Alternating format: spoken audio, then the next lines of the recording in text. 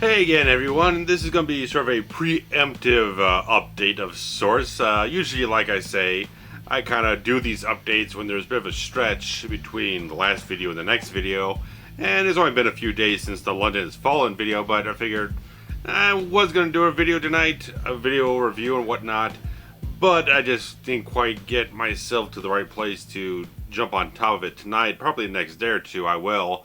But, I got some stuff I can talk to you guys about, a couple little things, a couple Blu-rays I picked up, and some spending I'm going to start curbing here for a little bit. But like one of the things, out of the blue last month, Amazon Prime gave me a free 30-day trial.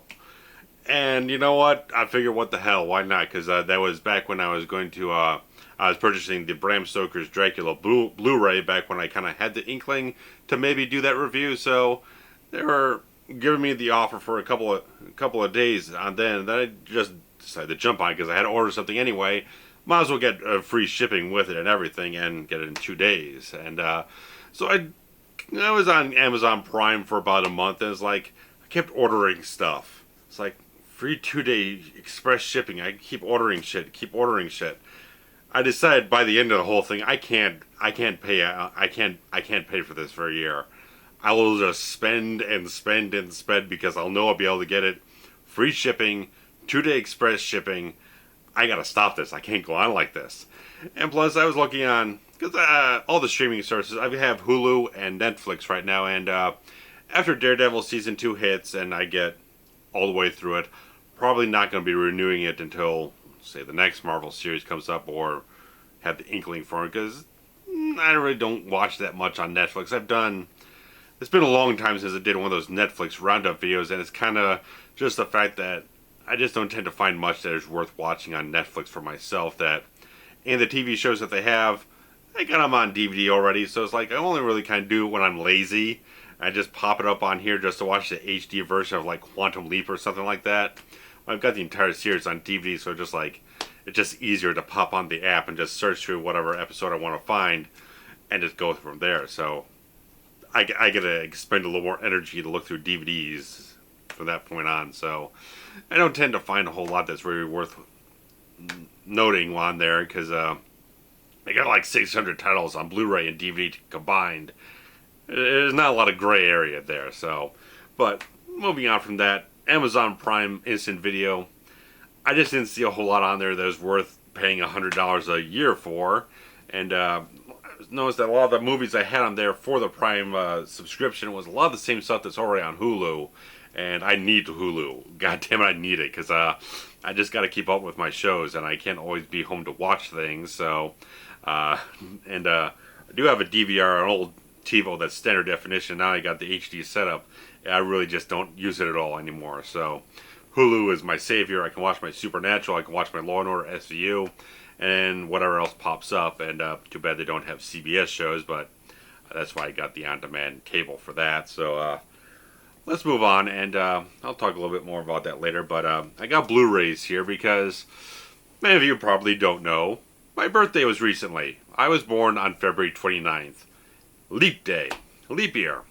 So one of those rare occasions that like every 4 years I get my actual birthday, and when it's one of the off years, just kind of like celebrate it whenever it's convenient, you know. Most people do, you know. Sometimes your birthday falls on an odd day of the week, and it's like you just celebrate on this day, you celebrate on that day, and you know, just a special official occasion. Feel rich you well and everything, but I didn't have a hell of a good time. I didn't have a hell good because I worked Sunday and Monday and stuff like that, so it's like I gotta spend my birthday at work, and I just was feeling really fucking ill about the whole situation. Just really didn't like it. And but the one thing that was a bright spot is that oddly enough, I paid for this by work because we have a bonus point system through a website. You earn enough sales, you get a little bonus points, you get to spend it on some stuff instead of getting cash. How you want to put that together anyway? But since I did the Out for Justice review, and just like the DVDs of the Seagal films just don't look terribly good. They're probably good for like the late 90s, early 2000s when they put them out, but they don't look terribly good on the HD setup. They don't look that good at all, so I got myself some Blu-rays of Seagal films because why the hell not? You got Marked for Death, which that's not Marked for. This is Marked for Death. I got Marked for Death because the old DVD was non-anamorphic, so get the fuck out of here with that. Now I got HD Marked for Death. Jamaican posse's getting shot up and fucking shit in Chicago. Yeah, hell yeah. My favorite Seagal film. Blu-ray and HD, and now I got a triple pack. I got Above the Law, Under Siege 2, so I am locked and loaded and ready to go here, man. I am ready for my Seagal marathon wherever I want to do it. There's definitely eventually going to be an Under Siege review and maybe an Above the Law review at some point. I kind of was thinking about doing wanted to kind of do some Die Hard clone reviews of certain Die Hard clones prior to release of London is Fallen, but the timing didn't work out to produce that much work prior to the release of the film, so eventually I'll get around to it. I got that stuff there, and it's just the fact that, how this ties into my birthday, is that I had a shit Sunday. Monday didn't improve that much, but when I got home, these were waiting for me, so it was like, as kind of non-special as the birthday was with all that crap, at least got home and it's like, it's a little bit of a bright spot to see some HD Seagal waiting for me when I got home. So it was my own little birthday present to myself. And with the Amazon Prime shipping everything, I ordered the Raw Deal Blu-ray, which was a little bit higher price than I probably would have wanted, but what the hell? I did the review. I felt like I needed to get it. If I was going to do the review, might as well get the Blu-ray. And I got a little Van Dammage with a sudden death, which of course the Die Hard clone type of thing, so that was why I purchased it. And again, eventually, I gotta get some Van Damme on this channel, man. There's not any Van Damme here, none at all. Need to fix that. Kind of thought about doing Time Cop, but it's one of those. I did a written review on Time Cop some time ago, as long as Sudden Death. But I really need to revisit Sudden Death, get a little bit more fresher perspective, a second watch of it or whatnot. But Time Cop is one of those films that it is filled with fucking holes in logic and holes in plot and everything. But it's so entertaining that you kind of overlook it for the entertainment value of the film. But if you try to deconstruct the mechanics of the story, it's a fucking disaster. The mechanics of time travel in that film and everything else that goes on, it's just impossible. It's a film that should fall and crumble in on itself upon the flawed logic, but it's a really entertaining film because of Van Damme and Ron Silver too. Really good. So it's always been one that I've always really enjoyed so much. But I remember seeing the trailer for Time Cop in the theater and seeing Van Damme doing the splits on the counter and anything. It's like, ever since that moment when I saw in the trailer, I gotta see this film eventually, and I've really enjoyed it ever since. But we'll get around to that at some point in time, and I think this is the last thing. Now, there's something else I ordered, but you're gonna have to wait around until you see what it is, because that's gonna be for another review that I want to hold off and be a bit of a surprise. But I decided to upgrade my DVD of the Frank Langella Dracula film. It's the exact same content, same minor bonus features. I never listened to the commentary from the director, but it's like, for whatever reason, because the whole thing of this film, I really enjoy this film. It is purely romanticized as the whole thing is. Langella's fantastic, and I reviewed this thing in the first ever horror month, so you can go back and check that out. But just the fact is, and the director, John Badham, really wanted to shoot the film in black and white, but Universal nixed that idea, so the whole film was shot with very lush colors and everything. You can go and watch the HD trailer that's online, has the original color timing of the film, but when it came to striking a widescreen print for home video release, on Laserdisc and everything else, he just saturated the film to almost complete black and white standards, so it's like, you can't find this film in color anywhere except on an early VHS print, penned and scanned.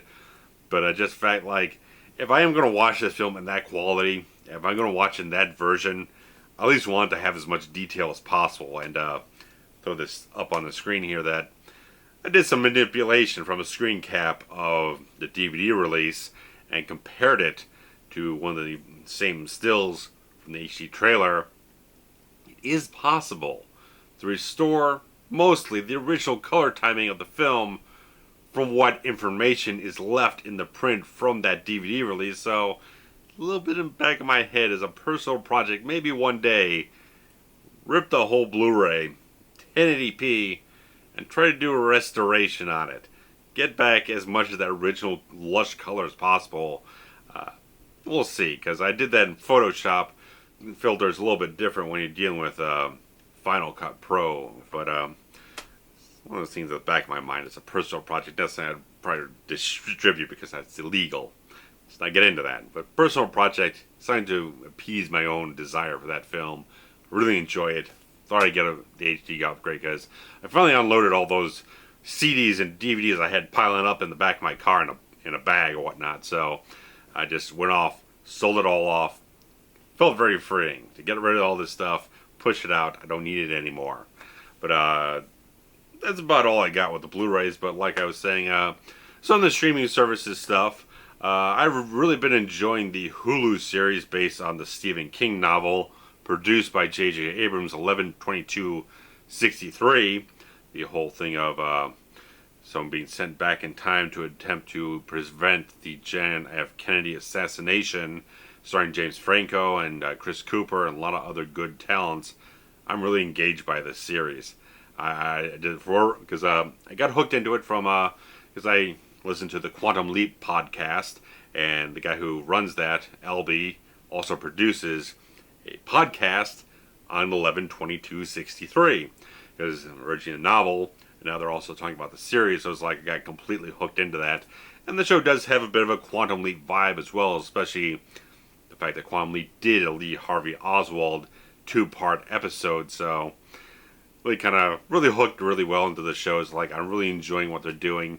Haven't read the novel, but I know there's a lot of differences, a lot of licenses and liberties, and things they altered here and there for what they decided to do for the series. But I'm really enjoying it. It's like every Monday it gives me something to watch, along with Supergirl, which I really, really enjoy. And I started watching The Flash a couple weeks ago. It's like, I like because I started watching on the Earth 2 2-part episodes. Like, that was really good. It's my first full exposure to the show, because I kind of like alternate reality stories. It just seems like a very interesting way to get into a show.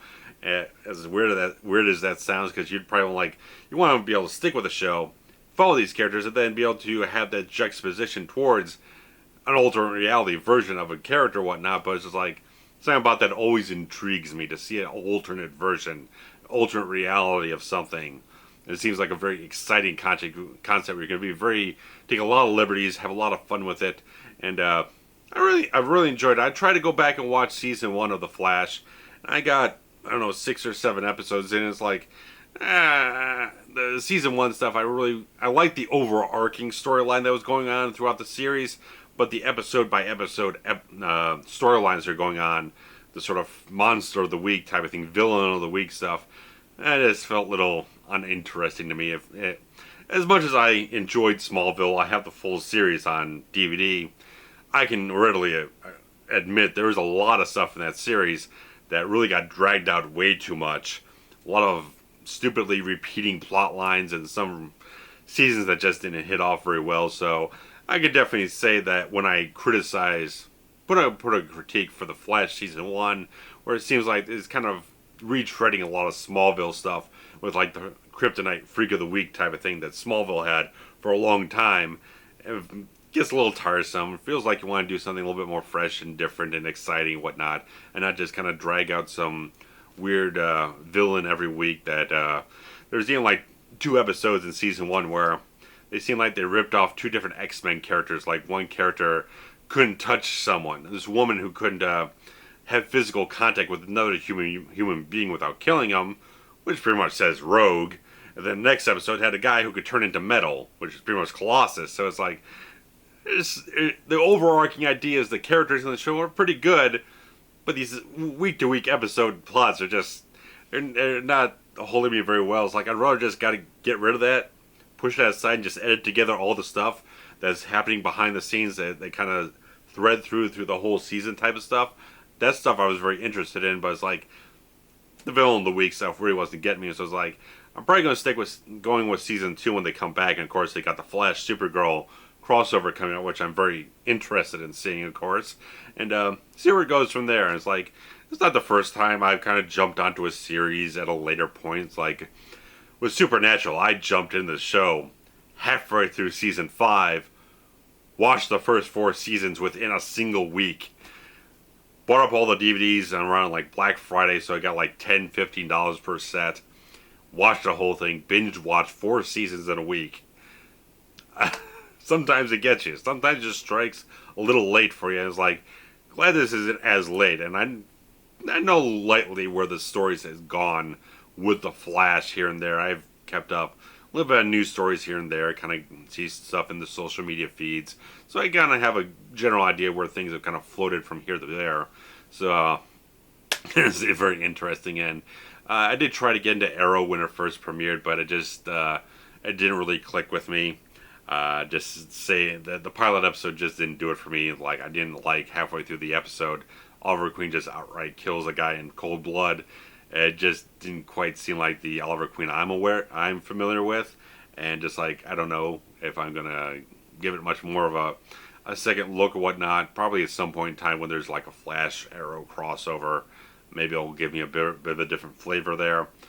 But let's just say, I only got so much time to devote to certain shows, and I've really trimmed them down over the years, and the more I get busy with this type of stuff, which I very much enjoy. I'm not saying, oh, damn, all this fucking YouTube crap, I gotta keep being obligated to do this stuff and wreck my life. No, I enjoy this stuff. But, you know, you all have only so much time. We have to divide it and sacrifice one thing for another and stuff like that. So, certain shows just haven't been able to keep up with them over the years, and they kind of fall by the wayside. And you get introduced to new stuff that still you're enjoyed by, entertained by, you still enjoy it overall. So, but anyway, that's really all I got for you guys here. So, there's a lot of talking there, and a lot of passion. So, yeah. So, nothing else to really think. I'm trying to stir my mind around and see if there's anything else to mention to you guys, but that's about all there is at this point in time, so that should be very interesting. Post some comments below what you think about some of that stuff. Flash, Arrow, stuff like that. So, anyway, that's all I got. I'm kind of blanking out right now, so I can't think of anything else to say. So, anyway, thanks guys for watching. I'm going to be working on a new review later this week. And I don't know if with 10 Cloverfield Lane, it's one of those things like, not entirely certain.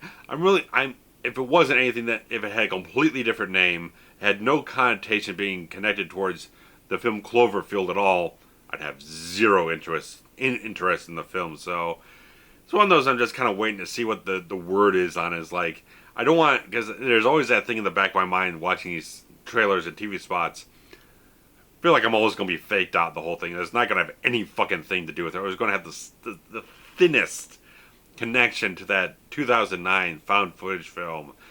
I just feel like there's a swerve coming, and it's not going to be what you want it to be. It's not going to have that connection. It's not going to be what you think it is. It feels like it's going to be a total swerve job, and people are going to be upset or whatnot. So it's one of those things I'm going to wait to hear about it, if I'm going to see it or not. But anyway, there's a bunch of stuff coming up. I'm not going to waste any more time running this out any longer. But let's just say, I should be going to the theater quite a few times this month, where I do reviews for everything. Depends on the time I have, but definitely Batman v Superman. Got posters over here and everything. And my Superman fiery logo and everything. So I got Brilliant Batman, I got Superman shirts. See where things go. Anyway, thanks guys. I'll be back soon, and take care, sit tight, and hope you've enjoying some of the new stuff I'm putting up. Getting into the action movie vibe, and we'll see where things go from there on out. So, and definitely Predator retrospectives should be coming up, hopefully, in the next 2 months.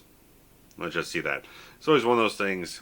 Just for a moment here, I have to watch all 3 films in one long thing, so that's about 6 hours. So I got to start early enough in the day to be able to have enough time to produce it near the end of the day. So I usually wake up about 10 o'clock in the morning, so it's one of those things like I gotta get jumping in the morning to get it forward on it. So it's like I gotta watch all 3 films in about 5.5, 6 hours, and then get up and do all this video stuff. So anyway, thanks guys. Take care.